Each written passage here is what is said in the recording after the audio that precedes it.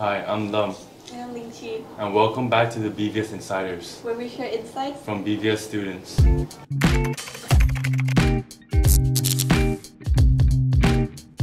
Hey everyone, welcome back to the BVIS Insiders, the podcast where we share conversation from teachers, students, and maybe your parents as well. So we have a big question today that we want to dive in. What would you do with $1,000? Would you invest in it, start a business, or blow it all out on bubble tea or merch? We would be asking students and teachers what would they spend, save, and invest. So today we have our business and economics teacher, Mr. Goodman, and we would like to hear about what $1,000 really mean to an adult.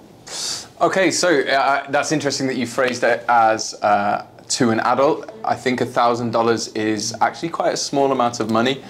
Sometimes when me and my mum, when I was younger, I would talk to my mum about what's the smallest big amount of money, what's the smallest amount of money that could still make a difference to your life. And we decided £100,000, so maybe like $150,000 is enough to, it's not even enough to buy a house to live in, but it's enough to maybe pay off half of it so your remaining payments are a lot smaller. With $1,000, if you wanted to invest it, you know, if you're really, really entrepreneurial and have the time and the effort, you could invest in the right materials to start some kind of business off. But even then, it would be a very much like, you know, lemonade stand level small business. A bit more than a lemonade stand. And obviously, $1,000 would take you a lot further in somewhere like Hanoi than it would in the UK. But what would I do with $1,000? Personally, I'm not interested in starting a business. I think that's obviously quite interesting for you to hear from a business and economics teacher. But those of you who know me know that the part of business and economics that I'm really interested in is more about what should the government be doing. I just don't have the confidence to start up my own business. I don't think I could manage people or anything like that. So if I had $1,000, I'd want to spend it on something that would make me as happy as possible, really. So then you think, okay, you know, you talked about bubble tea, you know, spending it all on bubble tea, and there's all sorts of those things that are sort of short-term joys, but not something that you're going to look back at with fond memories, as much as I will obviously remember our exchanges of Thai green tea on a Friday very fondly. In general, I suppose you don't want to waste it on lots of little moments of hedonism. You instead want to spend it on something that's going to mean something, so that's enjoyable at the time, but also enjoyable later. So I'm pretending I've thought about this for a longer period of time. Really, it was the first answer that came into my head and is still the right answer, which is I would buy flights to Japan. I went there in April, and personally, it's just the right combination of really interesting technology, really interesting modern culture and economy, but also like amazing hiking and also amazing like medieval history. And as you guys know, my degree originally is in history. So it just ticks all the boxes for me. Now, Japan might not be the right choice for you, but I think if you've got that size money, if you've got loads more money, we're talking investing, we're talking buying a house, we're talking an education, a university education or something like that. If you've got less money, we're talking about, you know, getting some books. But I think that for that size money, I think you want to go and have an experience. Just really quickly on the thing of traveling and experiences, I know the professor of economics at Manchester University who's in charge of admissions, and he decides whether or not people get into his university. And he says if he could make taking a gap year compulsory for all students, he would. So maybe you should show this little clip to your parents or something like that. I really, really think any of you that can afford to take a gap year, maybe work a job for the first 9 months, even if it's a job that you never want to do again in the future, like, you know, working in a cafe or something like that. Any work experience and a break from education is a really, really good idea. There's some subjects like maybe maths where it's not such a good idea, but I think especially if you're doing an essay-based subject, something like economics or business, the best thing you can do is take a break before you then go to university. One last thing on that, the other advantage is you already know your grades, so it's way easier for you to apply. You don't have to go through that stressful experience of like oh, I think I've got an offer from Cambridge, but what if I don't get the right grades? This way, you know what your grades are, you can tell them there, no matter what university it is, even in the UK, they can give you an unconditional offer because they know your grades and they know that you're going to be that bit more mature. My little brother took 2 gap years and then at the end of the 3 years got the top score in the whole year. So that says a lot about the benefits of taking some time out before you go to university. So what would I do with $1,000? I would have an amazing experience of the type that you guys could have in summer 2026 to 7. Yeah, there's my answer. Will you feel like a sense of reluctant, like, oh, you have this much of money left? Like, personally, I would be like, I have this much, I can spend for years and years, and I just feel like, oh, I still have a lot to spend. And I would just like burn that amount of money within like maybe 2 months. That's how I work. And well, it's a teenage thing, isn't it?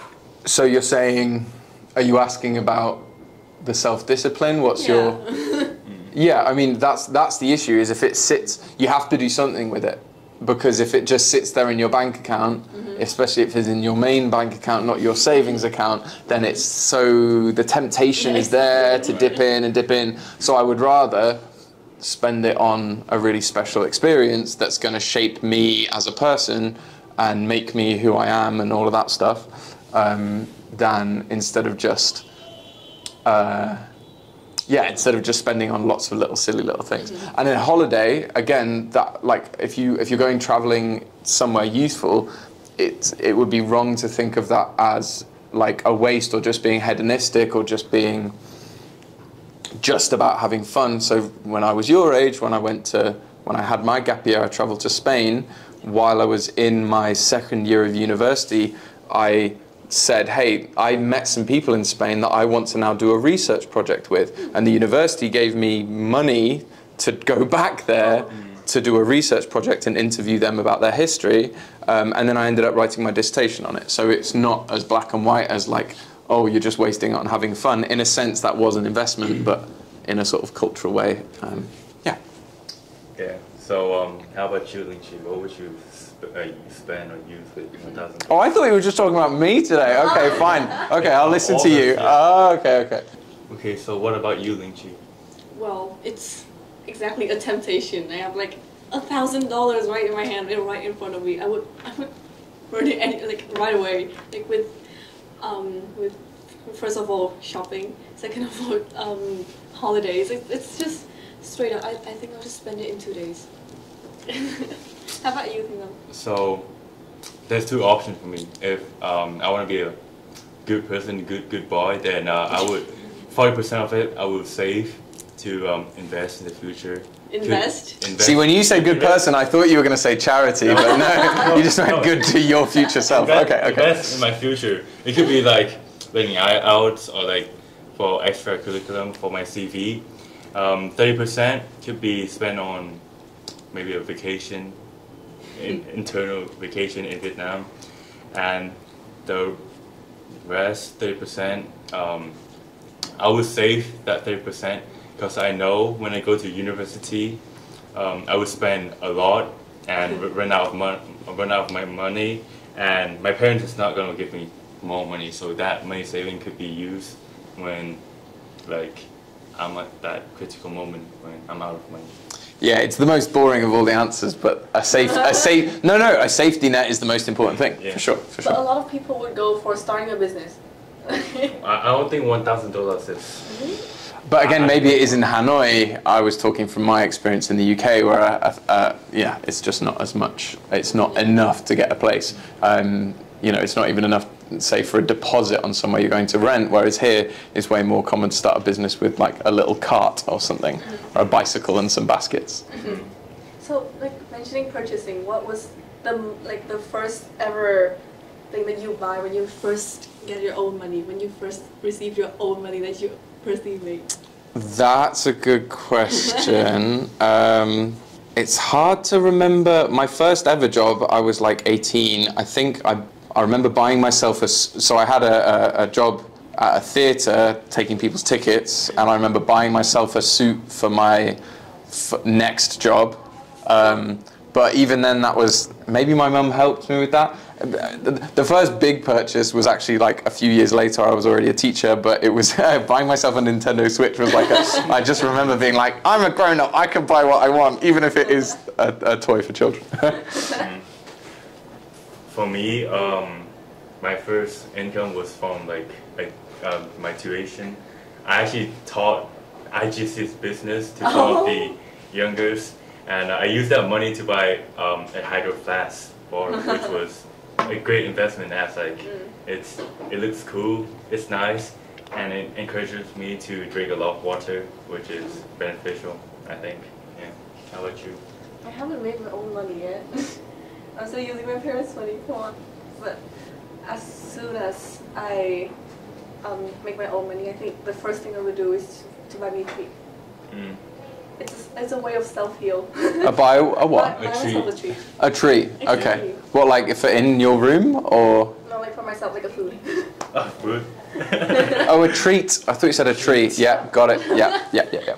But you're right, I agree with you. If I have $1,000, the option is save, invest, and spend, but the other option is just spend all, because I don't think $1,000 is like that significant and that big of amount to like start a business or do something that make an impact or a change. So yeah, book a flight to Japan, enjoy your life, and have your fondest memory there.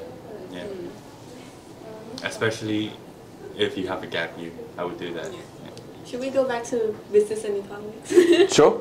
So this is a very, business and economics are two subjects that I feel like it's not quite very theory based. Like, I don't think you can like be outstanding of it when you just only sit in class and write on notebooks. So how can you balance it out, like with theory and real life experience? Sorry. So your question is? So basically, how do you balance like theory and real life application and real life world?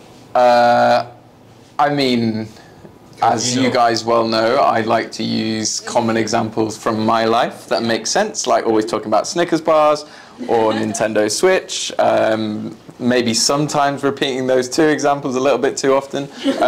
You're definitely right. I think one of the challenges of business studies, for example, is that it's relying on you guys already understanding a lot about the world, what we would call cultural capital. So what I find is students who are newer to the English language might find it really difficult because they're part of the essay writing skill is you need to talk about not just workers, that one word, but then you need to know farmers, teachers, doctors, lawyers. You need to sort of be able to think about the word in a specific context. But at the same time, maybe that's why it's a subject that is really good for people who are learning English, because they can build up. So it's going to make their grade, it's going to make it harder for them to get that top grade, but it's going to make their English grow faster. So it's a trade-off. In terms of, yeah, this is a whole thing. I really encourage you to go into teaching, but how you make the subject relevant to the real world is it's not something I can give you as a short answer. It's more like something that teachers spend hours teaching each other about how to do properly. So there's no short answer for that. I believe that I think Cambridge have a good curriculum when they include like the application mark in their writing, which it makes you think and try to apply to the real world and take examples. And also, if I'm not wrong, then for A level we have a paper which is business strategy or business decision making, which forces you to make decisions based on like the real world and take example, which is good. I mean, theory is not always true in real world, but some of it is. So you just know which to separate which is actual theory and which is applicable for the real world. It's a really funny one, because really what you're doing is you're taking an idea, you're applying it to a real world scenario, and then you are sort of challenging why that might not be realistic. And all of those things are now something that ChatGPT can seemingly do faster and better than us. So then we sort of have to ask, is this still a useful skill? I think it still is, but we need to, I think it still is a skill, and it's still a useful skill, and it's still useful for you to go through the experience. But we're facing this really interesting time where we've got to ask, like, are you going to be asked to, you know, let's say you're writing evaluation reports for your you know, your business's finance department or something like that. What's going to be required from you is going to be a little bit more complex. You still have to go through this journey of doing what ChatGPT can do like that, but it's going to be doing something a little bit more creative with all of that knowledge and all of that applying skills. Yeah, you're going to have to do something a little bit more complicated than that. Actually, on the subject of ChatGPT, I tried to get it to make exercises for you guys where it would give you a context-based scenario with none of the theory. So it would take out the theory, tell you a story with no reference to the textbook, and you had to spot the theory it was explaining. And quite interestingly, that's the first time I've seen ChatGPT just did not understand what I was asking it to do. It was really good at being like, I promise I'm going to do better next time. Whenever I said, no, you didn't do it right, this is how I want it, it would go, cool, cool, cool. You want a story that has no theory in there, and then they have to spot the theory. Cool, got it, we're going to do it perfect next time. And then it would just quote the textbook back at me again and again, and it just couldn't do it. Yeah. So that was almost, it was annoying for me because I was trying to create something nice for you guys that would be useful, but it was also gave me a little bit of hope that we're not being completely replaced just yet by the machines. Yeah. Which is a good thing, right? Yeah, not yet anyway, yeah. So, within your years of teaching, what was the mistake that students make the most? Not just in their exam, but in lessons or in their answers? Oh, that's a really difficult question. I think mistakes, there's lots of little misconceptions that as teachers we're always looking out for, but I don't see any of those mistakes as a bad thing necessarily. Like, it's like a good teacher, what they're doing is they're expecting you to make that mistake so they can help you get through it, and it's not, I'm not doing my job properly if I'm not anticipating you making that mistake and helping you get over it, and then it's, at least most of us after a couple of attempts are past it now. I guess the ones, I mean, you mentioned application, remembering to give examples, yeah. Remembering, yeah, okay, some pet peeves that really annoy me is forgetting to break up your paragraphs, yeah, thinking about you, forgetting to break up your paragraphs, and it's gone from my brain. Oh, you got to watch the clock. You got to watch the clock. Because all too often I'll see a kid has seen one question and they're like, yes, I can do this, and they've given me 2 pages worth of writing space, so I'm going to fill up all of that space, and then they get to the end of that first question, and they've written 16 marks worth of a beautiful essay, but there's only 8 marks in that question. They've run out of time, and then the 20-mark question they don't write enough for, and they miss out on the marks. And that actually cost me a grade in my exam. So I'm speaking from experience. Very often the biggest mistake is that kids get so obsessed with answering the question they forget to just constantly watch the clock. So exam tip is at the very start of your exam, and the real thing, the first thing you should do is look up at the clock and say, okay, this is the time the exam finishes, this is how many marks, take away that many marks, that's when I need to start the last question, and work backwards. So you've got like almost like a YouTube video, you're seeing the clock or the timer past the, you know, those moments, if you get that not very well explained image. So let's move on to your favorite section, what's in your bag section. What's in my bag? This is the weirdest podcast question ever.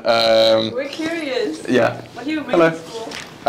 What do I bring to school? So I was on the way here thinking what's in my bag and laughing at myself because it shows how much I'm not a student anymore. When I was your age, my bag was full of just random rubbish, random gubbins, and it would just, I'd be terrible for like a receipt, a sweet wrapper. I'm actually quite good at being on top of my stuff nowadays, and actually what it says in my bag is that I'm prepared. So I've got 2 smart marker pens, shows I'm a teacher, a red pen in case I want to mark. I've got my headphones, which I either listen to podcasts or the occasional meditation, guided meditation. That is actually why it's in there, believe it or not. I'm not even pretending.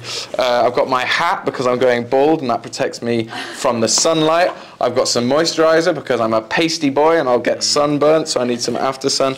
I've got the instruction manual for my knee brace.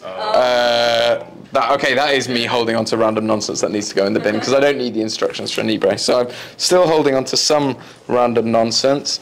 I've got another marker pen. I've got some migraine tablets prepared. I've got some tissue for blowing my nose. I've got a needle and thread, which I borrowed from school, which I need to bring back from school now that I've fixed something at home. Migraine tablets, I said. I've got a little bottle of essential oils that I was bought as a gift for Christmas. Let's just do a little bit of that. A little bit of that. Okay, now the room smells nice. I feel like this is an unboxing. And the main thing is, so all of that is like a random aside. The main bit of my bag is completely empty. So it's all about preparation. And so all of those things were little side things. But the main bit of my bag is there just in case I want to carry something. It's not even that I'm choosing to carry these things around, it's in case I want to. And then just in case, I've got 2 plastic bags in case my bag isn't enough. So I've become a prepper. Not yet a doom prepper, I don't have like tins of beans and water purification tablets or anything like that. Maybe my next step will be to... Wait, where's your tablet though? Huh? Where's your iPad? I don't own an iPad. No? I don't even own a laptop. Oh, that's the school one. Right? Oh yeah, the laptop. Oh yeah, the work laptop. But I leave that here most days. No, the only high-tech device I own is my Nintendo Switch and my phone, obviously. So yeah, that's what's in my bag. It's a less depressing reflection of my psyche than I was worried it would be. It seems like I'm quite prepared and not as scatty as I was at your age. It was a full just-in-case bag. Yeah, exactly. I'm prepared. I'm quite happy with that. We were expecting teachers to carry files and files. I think once upon a time, yes, but now everything's all on the laptop.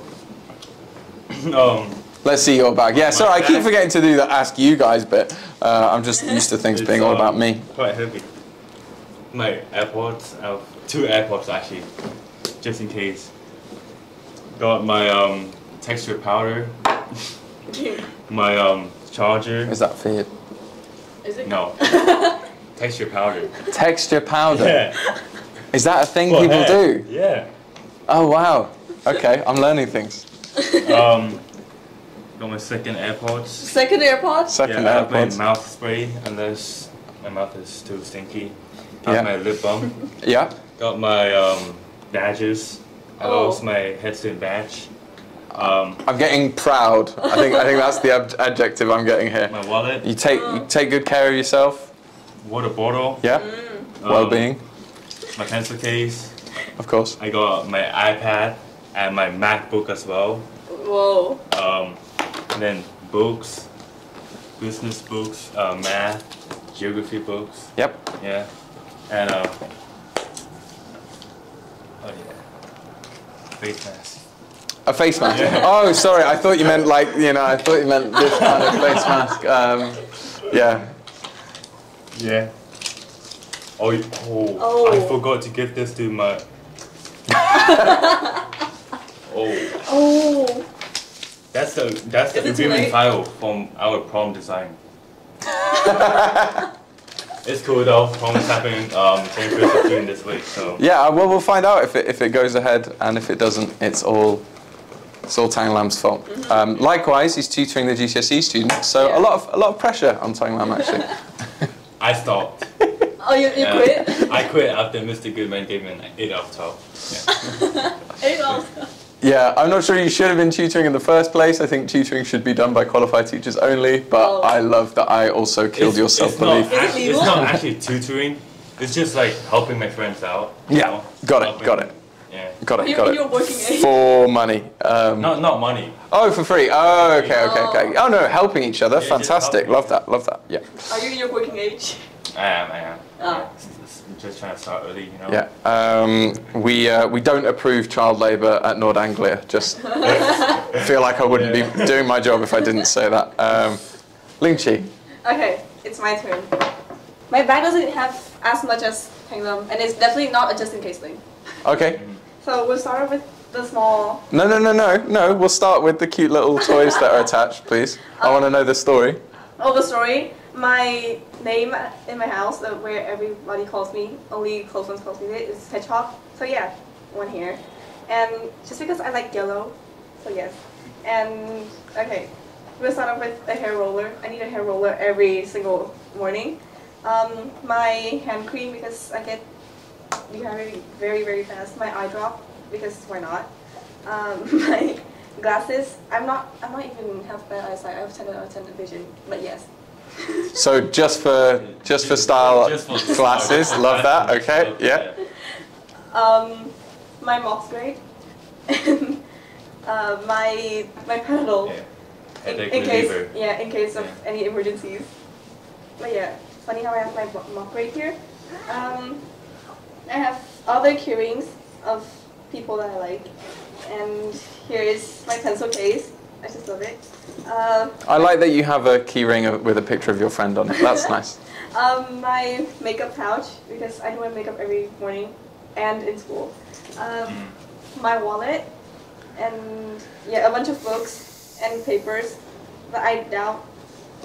Oh.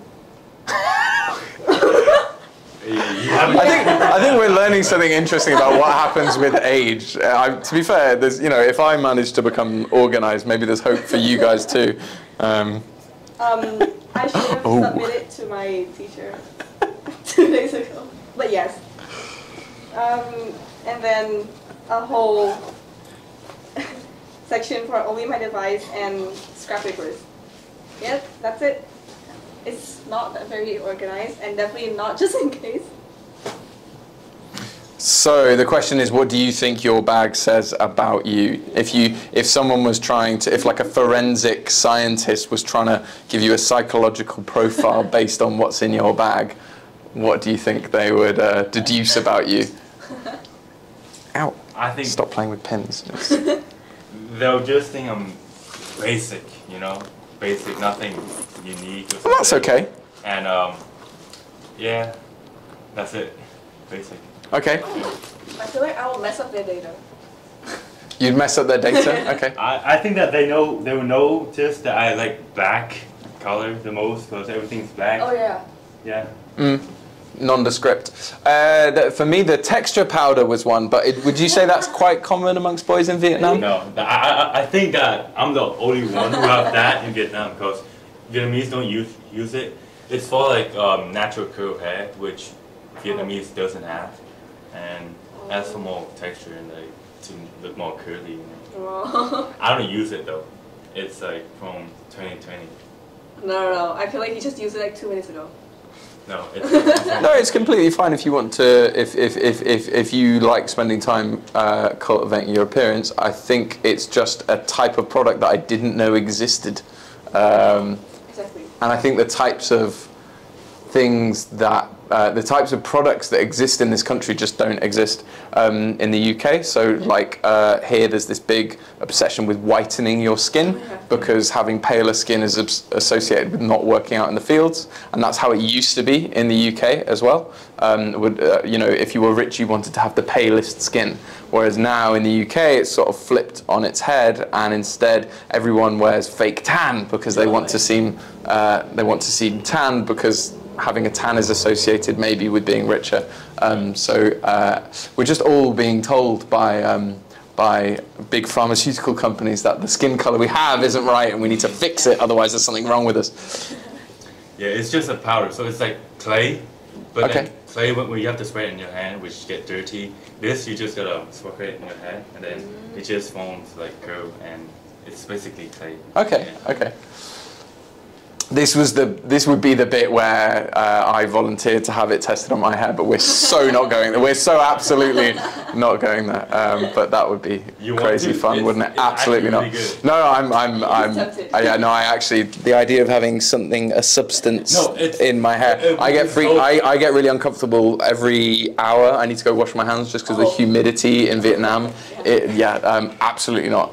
It dissolves instantly, though. Absolutely not. I don't even know. I only brought it up because it would be funny, but no. Yeah, I think for Lynchy back, she has like her... No. I think we're self-describing it. Let's not profile her, and I was wrong to profile you. What do you think your bag says about you? It doesn't match me at all. I just bring everything, and I don't feel like I need it. Like a folded paper of my mockeries is not a good thing to make happen there. And yeah, like. It reflects on us that, oh, we have scrap paper that we should have submitted or we should have thrown away. Yeah, intentions incomplete. Yeah, I